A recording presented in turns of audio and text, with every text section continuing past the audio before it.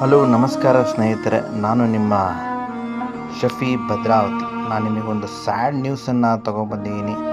ದೇಹದಾಢ್ಯ ಕ್ಷೇತ್ರದಲ್ಲೇ ಭಾರತಕ್ಕೆ ಒಂದು ದೊಡ್ಡ ಆಘಾತವಾಗಿದೆ. Varinder Singh Ghuman, Mister India, Mister Asia ಅಂತಲೇ ಹೇಳ್ಬೋದು. ಅತ್ಯುತ್ತಮವಾದ ದೇಹ ಸ್ನೇಹಿತರೆ.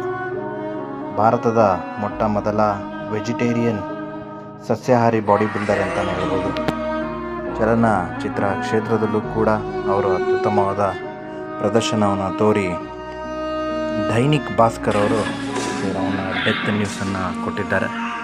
ಭಾರತ ದೇಶಕ್ಕೆ ಒಂದು ಅತ್ಯುತ್ತಮವಾದ ಅಥ್ಲೀಟ್, ಒಬ್ಬ ಸ್ಪೋರ್ಟ್ಸ್ ಮ್ಯಾನ್ ಇಲ್ಲದಂಗಾಗಿದೆ. ತಮ್ಮ 56ನೇ ವಯಸ್ಸಿನಲ್ಲಿ ಜೀವನವನ್ನು ಕಳ್ಕೊಂಡಿದ್ದಾರೆ. ನಾನು ಇವರಿಗೆ ಮೊಟ್ಟ ಮೊದಲ ಬಾರಿಗೆ ತರುಣ್ ಗಿಲ್ ಟಾಕಲ್ಲಿ ನೋಡಿದ್ದೆ.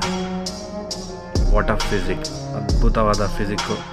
ನನ್ನ ಬಾಲ್ಯದ ಜೀವನದಲ್ಲೂ ಕೂಡ ಇವರ ಜಂಗಲ್ ಫಿಲಮನ್ನು ನೋಡಿದ್ದೆ. ಅತ್ಯುತ್ತಮವಾಗಿ ಮೂಡಿ ಬಂದಿತ್ತು.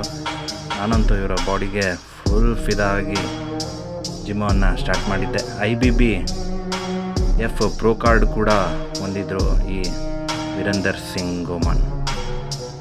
ಇವರ ಒಂದು ಮರಣ ದೇಹದಾಢ್ಯ ಕ್ಷೇತ್ರದಲ್ಲಿ ಅತ್ಯಂತ ಆಘಾತಕಾರಿ ವಿಷಯ ಅಂತಲೇ ಹೇಳ್ಬೋದು.